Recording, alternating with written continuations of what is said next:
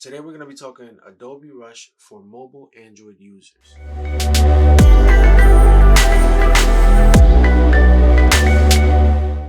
Welcome back to the channel. My name is Luis Garcia. This is Wise Mind Films, and you're watching First Time Filmmakers, which is a series on this channel which breaks down filmmaking and content creation. Today we're going to be talking Adobe Rush and the pros as to why I think Adobe Rush is actually a good platform to use for any creator to create content on the go. So first and foremost, if you're using your phone, make sure that you have enough storage. Make sure that you upload and download regularly any photos and videos that you have captured on your phone to either a hard drive or your computer's desktop or even to a cloud. The point is that you always want to try to have a fresh phone to work with when you're shooting content, so that way it doesn't lag, especially when you start to edit some of these bigger files. That can start to weigh in on the application and actually start making things slow down. So keep that in mind.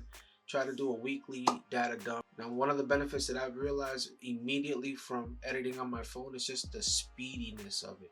If I have an idea, I can quickly do it and just edit it real quick and put it up and move on to the next project. I think that's one of the most efficient ways to create, because your ideas don't get stuck in your head, but from that one idea you may be able to build a bigger series or even a movie or a short film. The idea behind what I'm trying to show you in this video is just how powerful a tool like this can be if you want to do like 15-second stories, 10 to 15-second videos for Instagram. Adobe Rush is actually perfect for that. And the reason I say that is because even if you don't have video, you can just upload a photo. You can upload your logo, for instance, and on that logo you could put videos weekly, subscribe to my YouTube.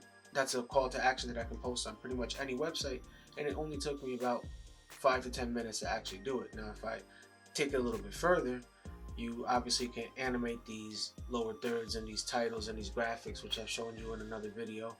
You can even include a video on top of a picture so that you can create a little template for stories. Let's say, for instance, like in this example right here.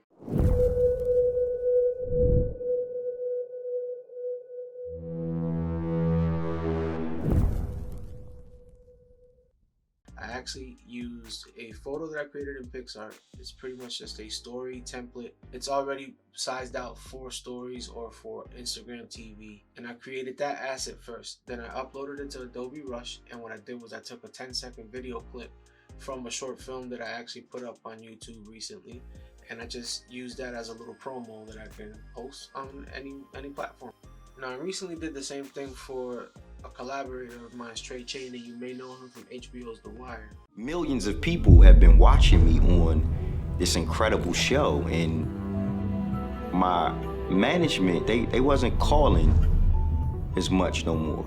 I did a little promo video for him, and I did the same exact thing, and boom, we have ourselves a piece of content. Now, what I did at the end of it was I added his YouTube channel, because now we're going to be promoting his YouTube channel, so make sure that you do subscribe to his channel, which is Dedicated Father Series. He's going to be dropping a lot of good content on there. Make sure you go check it out. So that call to action hopefully is going to get his audience on Instagram or his audience on Twitter or wherever he chooses to put this up to actually migrate to his YouTube channel, which he's trying to grow now. So you could do the same thing with Adobe Rush. I'm doing the same thing with Adobe Rush. The idea is that you're always trying to promote anything that you put up.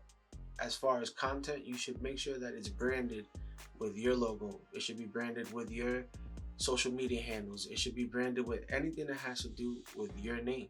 And this product is actually getting better. Obviously, they've added the slow motion, the speed ramping, which I was able to pull off a little piece of content with that. Take a look here.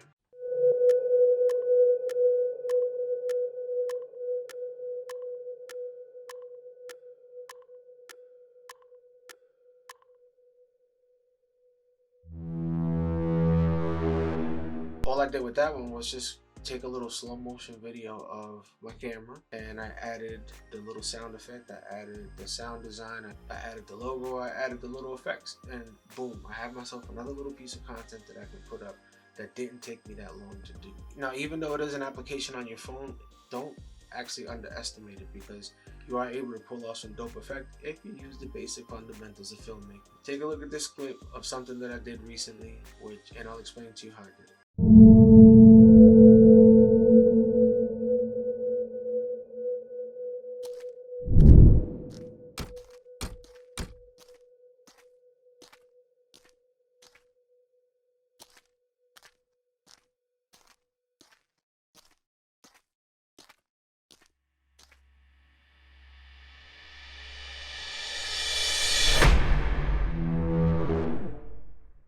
So by using just a quick little masking technique and a little feathering, and of course, if you think about it, it's just a simplified cloning technique.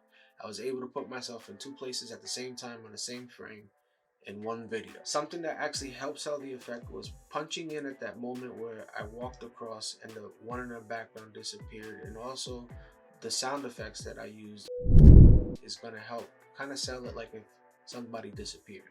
Now the second technique was actually a simple speed ramp. It made it seem like actually somebody pulled me from out of nowhere, and all I did was really just jump out of the frame, but since I sped it up so quickly, it looked like somebody actually did pull me. So by thinking outside of the box, you can create some really dope content. Remember, don't limit yourself. Let's take advantage of all these little tools and resources that we have access to become filmmakers and to become content creators, and let's just make the best out of it. So until next time, consume less, create more.